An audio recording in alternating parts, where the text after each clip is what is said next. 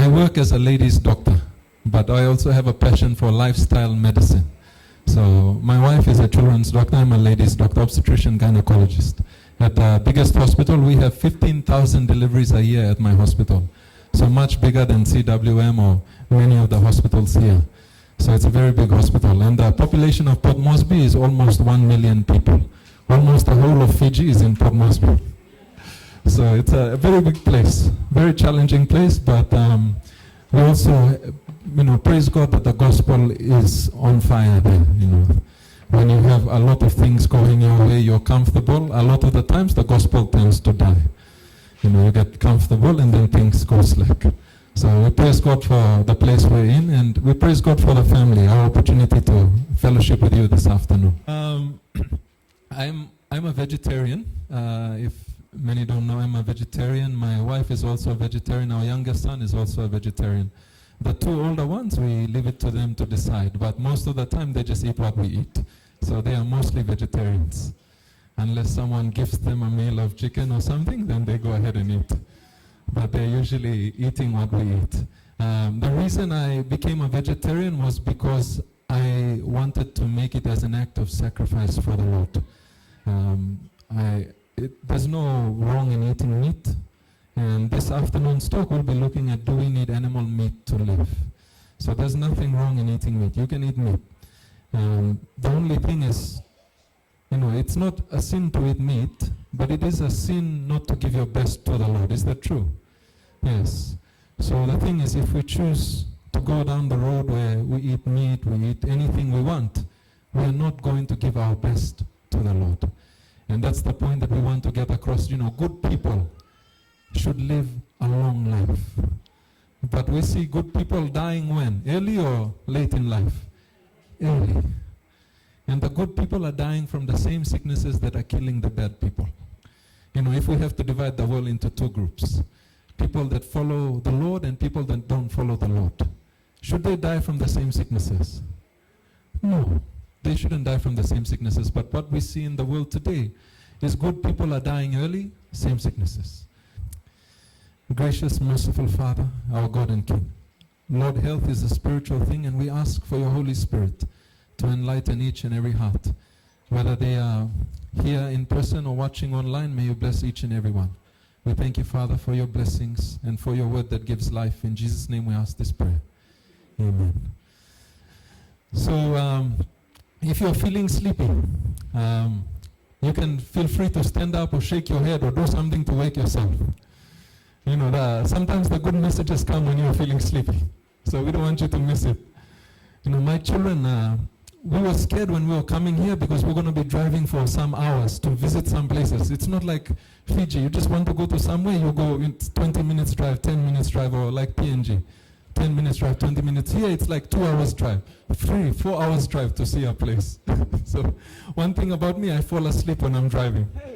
Even when it's in the big daylight, I fall asleep. And my children wonder, how can you fall asleep when it's sun and then at night you're awake? So I'm weird. But we were scared. They were scared. But over the past few days, I've proven that I can drive. So please, if you're feeling sleepy, try and wake yourself. There's a good message that will come to you. And the message is, do we need animal meat to live? Do we need animal meat to live? Now, before we start, I want to share with you a passage from Exodus 15. I'll just check my time so I don't go way over time. Some of us are gifted in talking. We can talk forever. Hopefully you're gifted in listening. Exodus 15 verse 26. If you have your Bibles, please turn there with me. And good afternoon to our online audience as well. Welcome to you all. Are we there? Okay, I'm reading from the King James Version, and this is what it says. And said, if thou wilt diligently hearken to the voice of the Lord thy God, and will do that which is right in his sight, and will give ear to his what? Commandments, and keep all his statutes, I will put none of the diseases upon thee which I have brought upon the Egyptians, for I am the Lord that healeth thee. Now who is speaking? Who is speaking here in Exodus 15 verse 26? God. And he's speaking through who? Moses. to the people of Israel. Now, I'm going to ask you a few questions. Listen to this closely. And said, if thou wilt diligently hearken to the what? Voice of the Lord, thy God, and will do that which is right in his sight. So say that in a simple way, the first bit I read. If you will diligently hearken to the voice of the Lord and do what is right in his sight. Say it in a simple way. If you listen and follow it, obey, yeah. In PNG we say, harem na behind him. That's a simple way in Tok Pisin. Harem na behind him. Or you harem, then you do him, in Solomon Islands.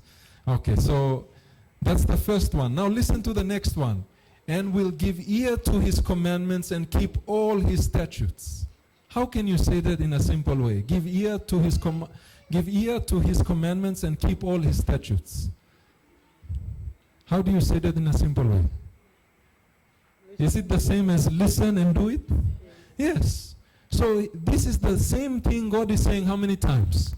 Twice. And if God says something twice, what does that mean? It's important, for emphasis. Important. Important. And look what he says after that. Look what he says after that in that verse 26. He says, I will what? Put none of the diseases upon thee which I have brought upon the Egyptians. For I am the Lord that healeth thee. So let me ask you a question. I ask a lot of questions, but in the presentation, don't worry, you won't get too many questions. Let me ask you this question. Let me see. Let me catch my thoughts again, because my thoughts almost ran away there. So, you see, God repeats something twice here. Keep all his statutes. I will put none of the disease upon thee, which I have brought upon the Egyptians.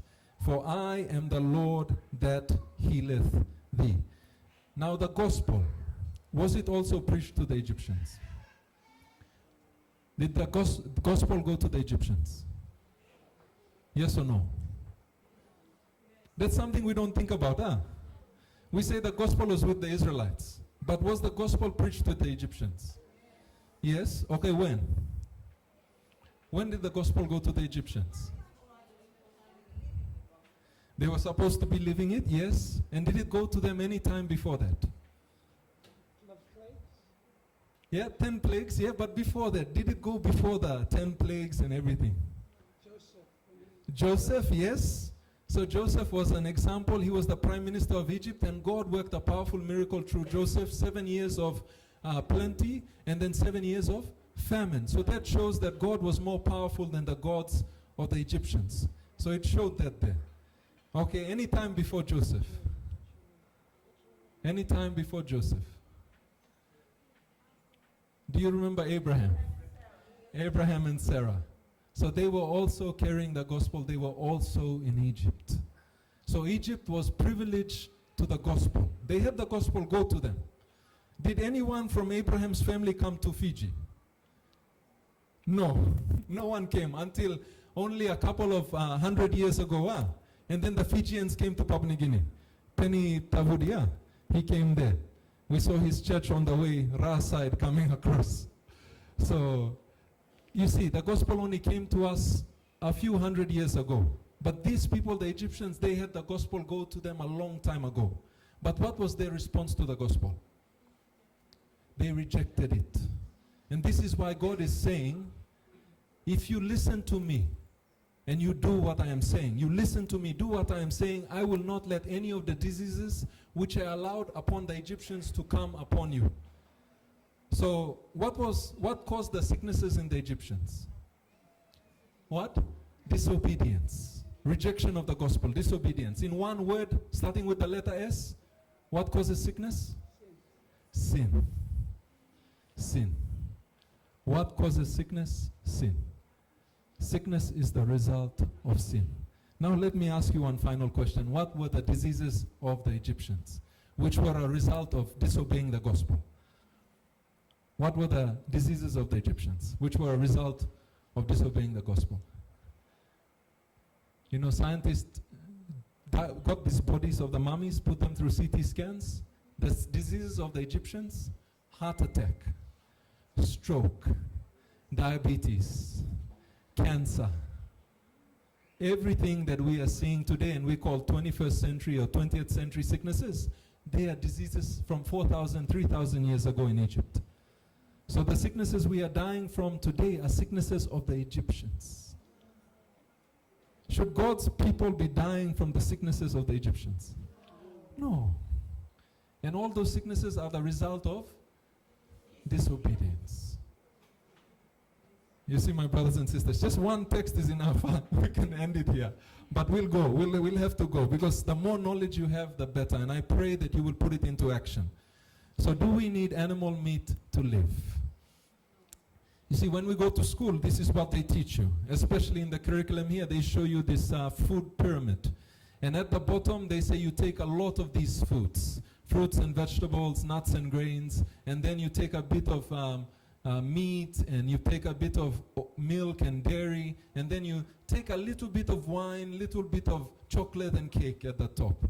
That's what they say. That's the food pyramid they teach our children when we put them to school. And this is from the Australian Guide to Healthy Eating. And this one, the best experts in the food industry or the nutrition, they said you must make your plate like this. At least have some serving of grains, some vegetables, and then you have some meat in there, some dairy products, and some fruits. That's the way you divide your plate and eat. So all of us, it's slowly put into our mind that this is the way we should eat. So when you have your plate, you see a little bit of bread or some rice or some cassava, and then you add some, dairy or some cheese into it, and then you put some vegetables, some greens into it, and then you add the final thing that makes everything complete. What's that final thing? The protein. You put the protein. If you don't put the protein and give it to someone, they would say, hey, this person must be angry with me. Maybe they are not happy with me, or I must have said something wrong at Sabbath school, or maybe I didn't come and see them. Or this is how our culture is. If you give this food without this one here, they say it's dry food. You haven't given the real wet food. So all of us have been trained, and we've been raised up to believe that we need animal meat to live and grow. If you don't feed your child animal meat, they will not grow properly. And therefore, it's already in the mind that protein, when we say the word protein, that's equal to animal meat. You see, if I asked you to now close your eyes, just close your eyes for a moment, and I'll say this word, protein. What image comes to your mind when I say protein? Chicken. Chicken or something, So you understand what I'm saying, because it's in your mind. When I say protein, animal meat. Picture of animal comes in. So that's why we have been trained. So this question here, is it true that we need animal meat to stay alive and be healthy? We'll look at some facts. Adam and Eve, when they were created, what was their food? Genesis 1 verse 29, it says this, and God said, behold, I have given you every herb bearing seed, which is upon the face of the earth, and every tree in the which is the fruit of a tree yielding seed, to you it shall be for meat. So when God created Adam and Eve, the two things he said for food were fruits and grains. Every herb bearing seed is grains, fruits and grains. But after sin came in, he allowed them to eat vegetables. So fruits and grains originally, and then vegetables to complete the diet. And how long did Adam live for? 930 years. And Ellen White says that Adam was about 15 feet tall. I am 6 foot 4 inches, almost 2 meters tall, 193, 194, that's my height. So Adam is 2.5 times me. So that's how tall Adam was. And living for 930 years. When the Israelites went into Canaan, there were still some remnants of the people, original people there, and that's why they said, we are like grasshoppers when we look at them. We are like grasshoppers. Maybe Fijian context we say we are like money pussy when we look at them. We are just small and these are really big people. That's the context. They were big people before. But they were all killed. All those giants of old were killed. If you see giants today, if anyone goes beyond my height, they find it hard to run, hard to walk. Life is not good for them. But the people of old, they were big, they were very nice, lived very long. The Israelites, what was their diet for 40 years? Manna. Did they have any chicken meat? No, nothing at all. Any goat meat? No, nothing. But were they healthy? Yes, and their numbers grew. They didn't need animal meat to be healthy or, be strong. their numbers prospered. The only time their numbers went down was when they disobeyed God and God killed them. As a result, punished them for their sins.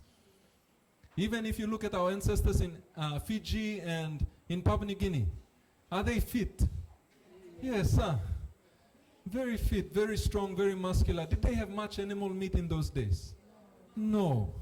Now today, if you want animal meat, you can walk into the store and you can eat animal meat for breakfast, lunch, and dinner. And you can even eat it after dinner too. In your dreams, wake up, come and eat it, go back and sleep. You can do that. But that time, they only eat it when they catch the fish, and then maybe it might be 3 or 4 days, they catch it again, or maybe a week. If they go into the bush and they're hunting, they catch that thing, they eat it, and then that's it. Another 1 or 2 weeks, then they eat meat again. But they were fit and healthy. It's only when the Europeans came in, the foreigners came in, and they brought a lot of diseases, and this wiped out a good number of our people and also caused problems for our people. So how did our people, how did all those people we spoke about, how did they maintain a good build, and how did they remain healthy without animal meat or much animal meat? So you see, even the people who eat meat, one thing they found about people who eat a lot of meat, they don't get enough protein in their diet. Just imagine, they're eating a lot of meat, but they find that they're still deficient of protein. They don't have enough protein in their body. That doesn't make sense, huh? If you're filling yourself with all the animal meat, your protein level should be normal or high. But they find in their body the protein level is still a bit low. So there's more to this protein level in our bodies. And how does the body get all the protein it needs? Does anyone know this person? Does anyone know this man? Mr. Miyagi. Mr. Miyagi, no, not from the Karate Kid. This fellow's name is Yoshinori Osumi. He's a scientist, and he won the 2016 Nobel Prize for Medicine or Physiology. There's a special award they give, and they think the prize money is close to $1 million, somewhere around it. It's a very prestigious award. So if you figure out something very important, they will give you that prize. So the work he did won him that prize in 2016.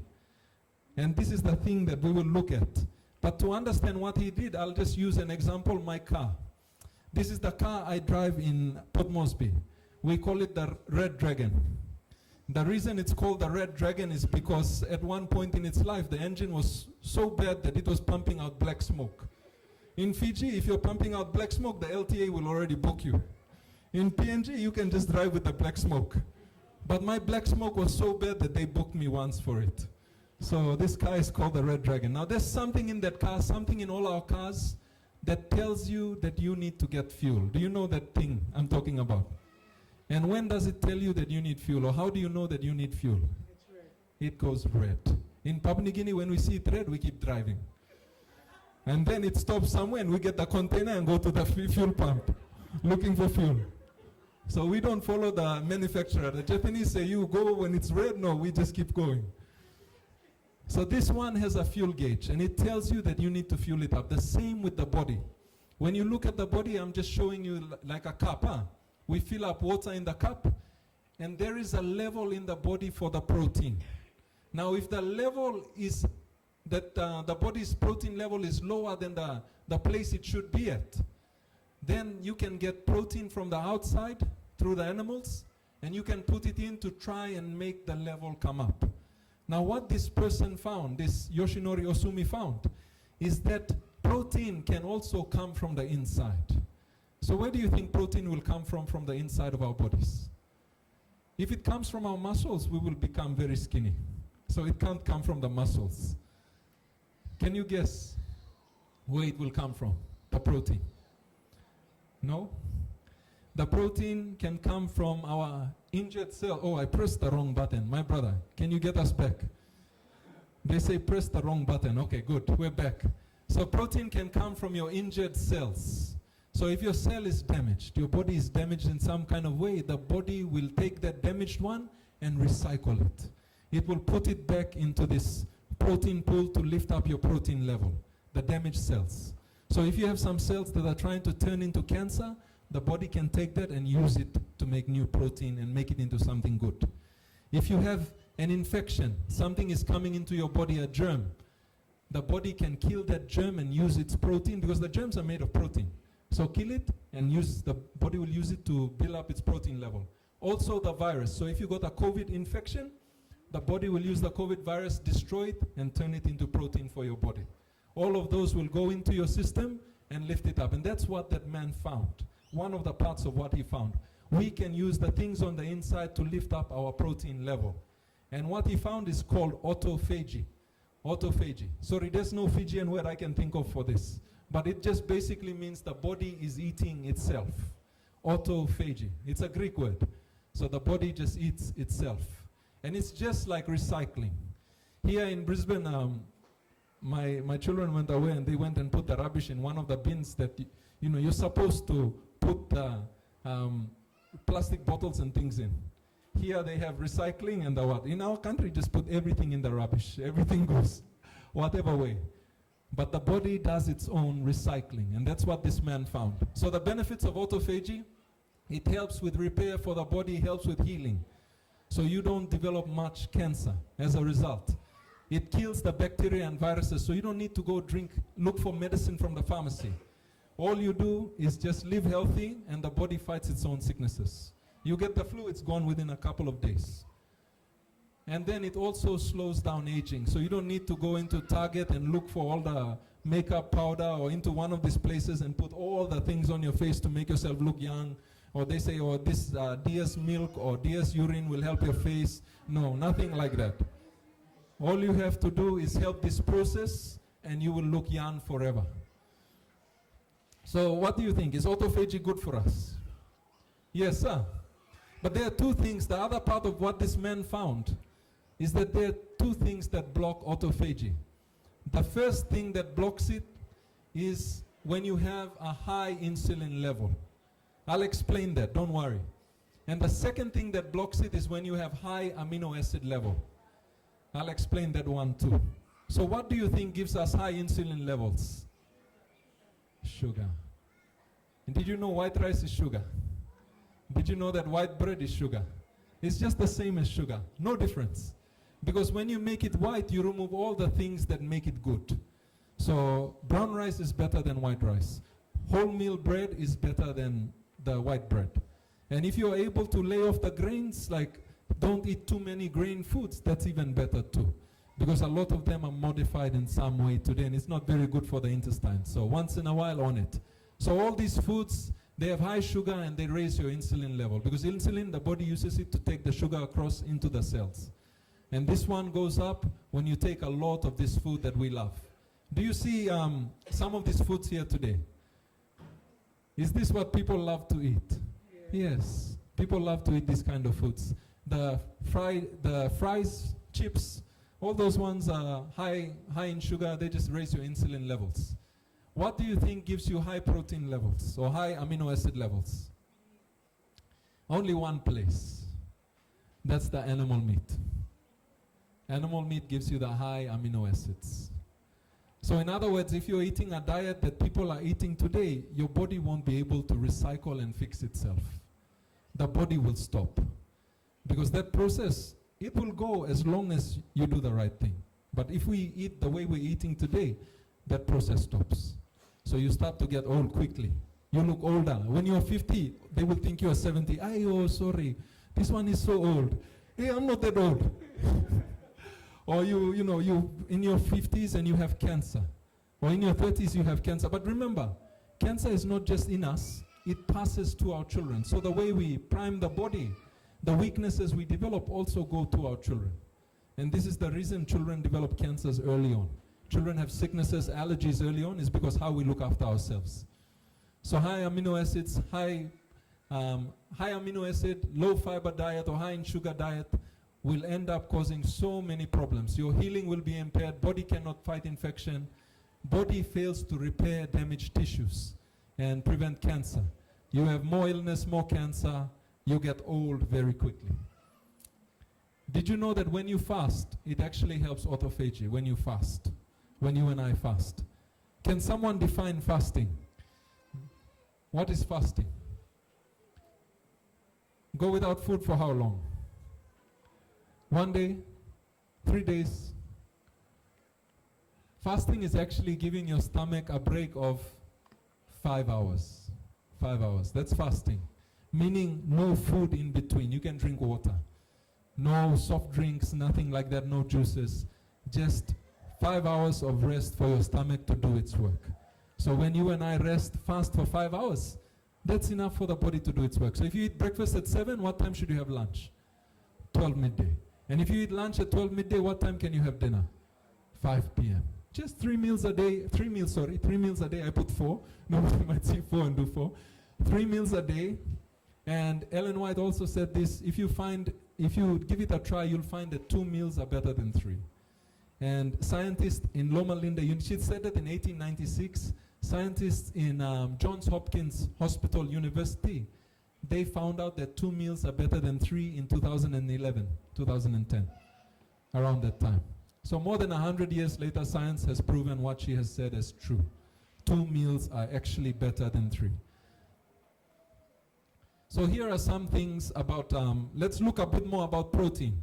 See, both animals and plants have protein, but one is better than the other, and why? Why is one better than the other? Did you know that there's protein in the apple? Did you know that one of the highest sources of protein in fruits are actually in the jackfruit? Do you guys love jackfruit? If you don't know jackfruit, then you're not a Fijian. You must be from somewhere else. Jackfruit has a good amount of protein for a fruit. So all the fruits have proteins. You don't have to say, I'm becoming a vegetarian, so I'm just going to eat beans and nuts for my protein. No, you can eat the kumala, you can eat the greens, you can eat all the things from the garden that has protein. Even the coconut has some protein in it. Everything has some form of protein. Everything has protein, even the apple. But there's a difference between the animal meat protein and the protein from the vegetables and fruits. And the difference is with the package. Now, why did I put a picture of a young woman there? You see, when the young boys today, when they go and see the young ladies, they see these young ladies, they have nice long legs. And it's long because the clothing is short, not because they are tall. But nice long legs. They put the makeup and you put the lipstick, and then when they blink, the boys are trying to fall. You know, this kind of what, huh? And then they tell the mother and father, I really want this, I really love this woman, I want to marry her. So bring that to the house, come sit down, cannot do the work. And the mother will be confused. Hey, you brought your wife, and she's, oh, her fingernails might break. There's expensive what to fix the fingernails, so she's just keeping it like that. You see, when you marry a woman, the house, she should be able to look after the house. That's true or that's false? True. She should be able to do some kind of work, make sure the family is taken care of. And I'm not just saying it from the guy's side against the ladies, no. Same for the women. When you meet a man, don't just look for the muscular one, you know, tight shirt, everything like that, no. Nice, you know, beard cut and nice haircut, no. Someone who is able to look after children, someone who is able to support the wife, someone who is able to work hard, good principles. You know, these are the kind of things we look for in our partners. But we should also look for these qualities in our food. It's about the whole package. You see, when you get the protein in the animals, the whole package is the problem. Because you're not only getting protein, you get fat in the protein. Because all the meat from animals, the reason it's soft and tasty is because of the fat. The fat makes it sweet. Is that true? Yeah, if you take a meat that has no fat inside and you try and eat it, it's like rubber. And it has no taste. The fat inside makes it very tasty. And one of the most expensive meats is the meat from Japan. They call it Wagyu beef. That beef has this marble texture. That's from fat inside. The more fat, the more high quality, high price, everything. I think one steak must be 100 Australian. One small steak like this must be 100 Australian dollars or something. One tiny steak. That beef, the top grade beef. Very expensive. So the problem with meat, it has bad fat, and when you take bad fat into your body, it blocks up your blood vessels. So this is a blood vessel, and you can see the fat is slowly building up. So this one, we used to see that 20 years ago. This is the blood vessel of someone in their 35, someone who is 40, but this blood vessel here with a bit of fat is now someone in their teens. Our children have these quality blood vessels now. So because they're eating a lot of high-fat foods. And protein, a lot of dairy. Dairy is also a big source of fats, bad fats. And then this is what it looks like after a while. Is there any place for the blood to be flowing through? No, very small. And this 20 years ago would be the state of 50-year-old, 60-year-old blood vessels. But today we are seeing it in 25-year-old, 30-year-old, 40-year-olds. We've had heart attacks, Port Moresby General Hospital, we've had heart attacks in people who are aged 32, people who are aged 30, having heart attacks. And before, we used to see heart attacks when we were students 20 years ago. We used to see heart attacks in people who were 45, 50, not in people who were young. And we saw it in the people on the coast, not in the highlands. Now we see it in the people in the highlands as well. Because for the highlands, they only received like modernization and all this in the 1970s, 1980s in Papua New Guinea. The coast, they received foreign influence very early. So we saw the sicknesses in them, but later now in the highlanders. Now when that fat level, that fat inside, when it breaks off, then it forms a blood clot and then you have a stroke. Whatever it's supplying dies. So you have a stroke or you have a heart attack, that's what happens. A lot of the blood vessels are like this because of the animal meat. Now this is another thing about animal meat. I have 3 patties here. Like you can make 3 burgers from these things. One is from the vegetable, one is from beef, and one is from pork. Of course, we don't eat pork, but I'm using it as an example to help you understand. So for the vegetable patty, if we cook it, anything you cook, it changes. That's normal. It's a scientific process. Anything you cook, it changes. It's not the same. So when you cook the vegetable, it produces 1 cancer-causing substance. 1 cancer-causing substance when you cook it. When you cook the beef, you produce 50 cancer-causing substances. 50 times more cancer-causing substances than the vegetable protein. When you cook the pork, you produce 200 times more cancer-causing substances. So that's one of the worst meats that you can eat. But this is also one of the most sought-after meats, one of the cheapest meats to buy in the store. Am I correct? Yes. So this is, when we cook anything, we produce cancer-causing substances. And did you know that one of the worst cooking methods that produces the most cancer-causing substances? Barbecue. Barbecue. Oh. Yeah. So when you make things go charred, they have a black texture or what? You're producing a lot of cancer-causing substances. And then you ingest it into your body has to deal with it. So those are problems that we are dealing with. You see the smoking packets, on the cigarette packets, they have all these warnings. Smoking causes mouth cancer, smoking causes lung cancer, smoking kills, smoking causes throat cancer, every cancer. They have all those warnings. But did you know that for the past 50 years, authorities and scientists have known that processed meat, like sausages and the canned beef we love, the corned beef, all these things, they are the same level of cancer-causing substance as cigarette smoke. Same level. Type 1 cancer-causing substance. Type 1 cancer-causing substance is radiation. Asbestos, one building material, they've already banned it. Only some people from some countries, they use it cheap what? They use it, it's very dangerous. Asbestos, smoking, cigarette smoke, radiation, those definitely cause cancer. Type 1 cancer-causing substance. So the processed meat like sausages, the World Health Organization, all these people have known for the past 50 years that they definitely cause cancer. Type 1. So the question is this.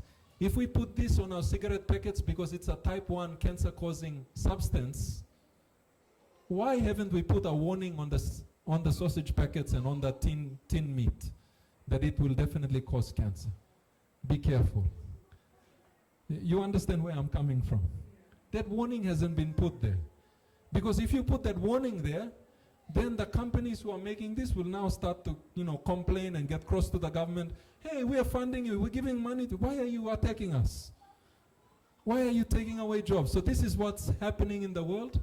Even though people know this is bad, it definitely will cause cancer, they have put no warnings on it. Only on the cigarette packets. And if you look at the meat consumption, this graph, I'm going to show you some graphs quickly. So I want you to follow. This is the daily meat consumption per person. And this was taken from 2013. It's very much the same today. 10 years later, not much different. This is from the Food and Agricultural Organization of the UN. So the countries that eat the most are in red. They eat the most meat. Australia, New Zealand. And then you have South America, North America, Canada. You have Europe, the Middle East. You have some parts of Northern Africa, some parts of South Africa. And then you have Northern Asia, Europe. And you have some parts of Asia here also, Southeast Asia involved. They eat a lot of meat. Now, I want you to remember that graph. Have you locked it in your mind, those countries that have a lot of meat eating? Now look at this next graph. This is the global cancer incidence. The countries with red and orange, they have the most cancers. Australia, New Zealand, South America, North America, Canada, parts of Southern Africa, parts of Northern Africa, Middle East, Europe, Northern Asia, parts of Southeast Asia and Asia. Does that graph look similar to anything you saw? It's the same as the meat eating, huh? Same graph. Okay, that's global cancer. That includes every cancer. Now let's look at some individual cancers. This is breast cancer. The countries that have the most breast cancer are red and orange. So Australia, New Zealand, South America, North America, Canada, Europe, Middle East, and then you have Northern Asia there, parts of Southern Africa, parts of North Africa. Is it the same graph again? So can you see the link? This is cancer of the intestines. So reddish and orangish, those are the colors that have the most cancer. So Australia, New Zealand, and you have South America, North America, then you have Canada, you have Europe, Middle East, going up to Northern Asia, parts of Southeast Asia, Asia there also included. Cancer of the intestines. It's becoming very common in our country now. It's actually, meat is a very strong risk factor for cancer of the intestine. Lung cancer. Many people thought that this is just to do with smoking. But there are innocent people who are getting lung cancer. They don't even smoke, they get lung cancer. And people say, oh, it's passive smoking. You smelled it from somewhere. And you got, some risks. But truly, one of the biggest causes or risk factors for lung cancer is eating meat. You look at the countries again. Australia, New Zealand. Then you have South America, North America, same countries again we're talking about. Look at the next graph. This is cancer of the ovary. Now, which people have the ovary? Is it the male or female? Female. So men, don't worry. This is not for you. But for your wife or the sisters or the mothers. So ovarian cancer, you can see this color. The colors are a bit different now. Darker shades of blue. And will have more risk or incidence of cancer. So you can see Australia, New Zealand again, then South America, North America, same countries more or less. Cancer of the ovary. And then if we look at cancer of the womb, endometrial cancer, cancer of the womb, same countries again affected. Shades of blue. Darker shades of blue have more. And then this one, prostate cancer, this is for the men now. The women don't have the prostate, it's only the men. And you can see the countries are the same again that have the most in shades of blue. And this one is a graph that talks about the intake of fiber, whether we are eating garden food or not. So the countries that don't eat garden food a lot, Australia, New Zealand, South America, North America, Canada, Middle East, Europe, northern parts of Africa, parts of Southern Africa, Asia, Northern Asia, Southeast Asia. Can you see how those things are linked? So if you are not eating the garden food, our elder was talking about that, huh? Elder Tevita was talking about garden food. Is that true? He was talking about it, before people are selling dalo. And before I went to Fiji, you would see bundles of dalo outside the market. Now you don't see that there. You don't see people along the way selling all the dalo, no. I didn't eat much dalo when I was in Fiji. It's not as common as it used to be. I don't know, maybe the cyclone spoiled the dalo or whatever, but people eat more rice now. Kelro's rice is number one. People are eating more of those things. And as a result, we're eating more meat too. And we're getting more sickness. And did you know this? The medicines that are made to fight the sickness for human being, do you know who the number one consumer for those medicines are? The top 10 medicines to fight infection in the world, top 10 antibiotics for human beings. Who is the number one user of those medicines? Us? It's actually not us, not human beings. It's actually the animals. All the top 10 medicines you can think of, that we'll have in the hospital. They will charge you $1,000, $2,000 for that medicine. The top 10, the number one consumer of those top 10 medication, animals. They use it to keep the animals healthy so they can make big profit. So when you eat the animals, you are getting a lower dose of the antibiotic inside the animal. Lower dose. And then you are exposing the germs in your body to a low dose antibiotic. And you see, when we want to kill the antibiotic, the doctor calculates your weight and he gives a dose appropriate for your body weight and size. You see, will we give the suspension for you to drink if you are adult? No, because it's a low dose. We give it for the children. But you get the big medicine, throw it into your mouth. How many tablets? Just throw it in, based on your weight. And you'll be like crying, oh, please, I don't want to drink all this medicine. But that's true, based on dose. But when we are eating the animals, when we eat the chicken, the cow, we are taking low dose medicine into our system. And that low dose, it goes to the bugs, they're able to fight it. They're able to build a defense against it. So when you come to the hospital, you have an infection, it does not respond to the normal antibiotics because it's already resistant. So that's what they have now. They have this antimicrobial resistance or resistance to antibiotics. One of the main things is from unnecessary antibiotic use in agriculture. That's one of the reasons we have infections that we cannot treat with normal medicine. Now they have to use very expensive medicines to treat infection. Now the land area of Fiji, land area for the 330 islands in Fiji is 1.8 million hectares. 1.8 million hectares. 1 hectare is about 1 football field. So Fiji is made up of 1.8 million football fields. So you can have 1.8 million rugby games at one time on all the land on Fiji, if you think about it that way. Now, Papua New Guinea has 46.3 million hectares. So it's like 20 times bigger than Fiji. Very big place, 46.3 million hectares. Now, for the United States, when they are growing animals for food, they use 300 million hectares. 300 million hectares. If Fiji is 1.8, that means they're using, I don't know, into 300. 2 into 300 is what? 150. They're using 150 Fijis to grow animals for food. That's the equivalent.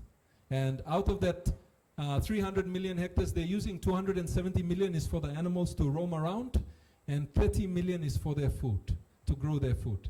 And if you get the food used for animals, you can feed 800 million people in 1 year. So if we were not eating the animals and the food we were growing for the animals, we give it to all the people who are hungry, we could solve a lot of the hunger issues by just going vegetarian for 1 year. What do you think? Would that be a strong testimony for the gospel, feeding the hungry? And all you had to do is just say, I'm not eating meat. Did you also know that meat eating is the leading cause for global warming? A lot of the islands in the Pacific, sea level is coming up. One of the main reasons is because of meat eating. Meat eating contributes 23 to 25% of greenhouse gases. It's not from the cars and the industry. Cars and industry, about 20%. Meat eating is one of the biggest ones. And you destroy the rainforest too, you destroy the land just so that you can grow the animals. This is what Ellen White says. We are finishing now. If you're feeling sleepy, just shake yourself. Last 10 minutes. This is what Ellen White said about meat eating. God gave our first parents the food he designed that the race should eat. It was contrary to his plan to have the life of any creature taken. There was to be no death in Eden. The fruit of the trees in the garden was the food man's wants required. God gave man no permission to eat animal food until when? After what? The flood. And after the flood, did he want them to continue eating meat or go back to the plants and vegetables when they had grown? Go back to the plants and vegetables. So God gave man no permission to eat animal food until after the flood. Everything had been destroyed upon which man could subsist, and therefore the Lord in their necessity gave Noah permission to eat of the clean animals which he had taken with him into the ark. But animal food was not the most helpful article of food for man. Now see what Ellen White says here. After the flood, the people ate largely of animal food. They were supposed to go back, but did they go back? No. They ate largely of animal food. God saw that the ways of man were corrupt and that he was disposed to exalt himself proudly against his creator and to follow the inclinations of his own heart. And he permitted that long-lived race to eat animal food to shorten their sinful lives. Let me say that one again and try and get it into your head. And he permitted that long-lived race to eat animal food. Why? To shorten their sinful lives. Soon after the flood, the race began to decrease rapidly in size and in length of years. So why did God allow us to eat meat after the flood? To shorten the sinful lives. But is your life sinful? Once you've come to know Jesus, are you a sinner? You still continue to be a sinner, or are you changed? Are you transformed? You are transformed. Like the woman who came and poured the ointment, she was never called an adulteress again. She was never called a prostitute again. Is that true? For the records of heaven, that woman who poured the ointment, expensive ointment on Jesus' feet, she is not considered a sinner anymore. Amen? So we shouldn't live as sinners. And therefore, if we are now righteous in the eyes of God, children of God, how long should the children of God live? Short lives or long lives? Long lives. So our diet determines how long we live. You see, it's a choice. You and I can choose how long we live, more or less. You and I can choose. God has put that power in our hands if we obey him. Remember, sickness is the result of what? Disobedience or sin. So if we obey him, we eat the way he wants, look after ourselves the way he wants, then we will live long in the land. We will live long in the land. The only reason you will die early is because of persecution. Am I right? Is that good? In PNG we say, am I right? Solo set one. So my testimony I've already shared with you. I've been a vegetarian long time, 2007, since now till now I've been a vegetarian, and in the past 3 or 4 years I've been fully vegan, like just plants, nothing else, whole foods, plant-based. That's basically what we live on. So what I am telling you is not something I have not tried myself. No, taste and see that the Lord is good. It takes a big step of faith to take away from your mind that you need meat to live. You know, food is one of the things that is close to the heart. For Pacific people, any person in the world, food is close to the heart. If you don't believe me, you go on a mission trip and you just eat kumala for 1 week. What will happen? Will you be praising God? Even though you're going and witnessing in the street, when you come back, whoosh, this kumala, every day kumala. It's no potato, no banana, what's going on? Is that true? Food is close to our heart. And this thing, it takes a lot to get out from us. Meat is close to our heart. It will take a lot to get out from us. But God gives us the power to overcome, and he gives us also the promise, to those who overcome, I will grant to sit on my throne as I have overcome and sat down on my Father's throne. So God will give you the power to overcome the desires of the flesh. You see, we have to get to a point where we don't have a love for meat. You know, if you can eat it now and then you don't worry about it for 6 or 8 months, you're okay. And then you eat it again, there's no problem with you. But if you eat it every day, and you think you need it to survive, there is the problem that's inside. And it's a spiritual problem. Don't think that it's a physical problem. We are spiritual beings. So every problem we have is a spiritual one. And before we get to heaven, every spiritual problem must be solved. Every desire that is not right must be removed. We must overcome. So that is my challenge to all of us this year in 2024. Let us step out in faith for better health. And like I said, meat eating is not sin. It's not a sin to eat meat. We will see meat eaters in heaven. No problem. But there will be no chicken in the heaven for them. No KFC up there. You know, so they will suffer a little bit, but you know, nothing up there. Well, I'm sure they won't suffer. They love the Lord. Meat eating is not sin, but not being able to give our best to the Lord is a sin. And if we are sick, it's impossible for us to give our best to the Lord. God's people must live long and healthy lives. May God bless us all. We'll pray. Our gracious, merciful Father, our God and King, thank you for speaking to your people, Father. At the end of the day, the gospel, the health message is the right arm of the gospel. And the health message is contained in the three angels' messages, in the third angel's message, which tells us that we must not partake of the sins of the world. And Lord, we see in the world the sin of gluttony, the sin of partaking of food, and putting food above our lives and the gospel message. Lord, we see that in the world. But please, Lord, we pray that food will not be our master. May you be our master in our lives. And we pray, Lord, that no other sin may lead us and guide us or control us in our lives. We pray that you may lead us and guide and control us. I pray for your blessing upon this church, the church family here. May you bless them. Help us, Lord, to overcome whatever struggles we have, whether it's with food, whether it's with women, whether it's with games, or whether it's with just being half-half. Whatever it is, Father, please help us. Bless your people, and please help us to be a light to the community around us. We thank you, Father, for everything. We ask you this prayer in Jesus' mighty and holy name. Amen.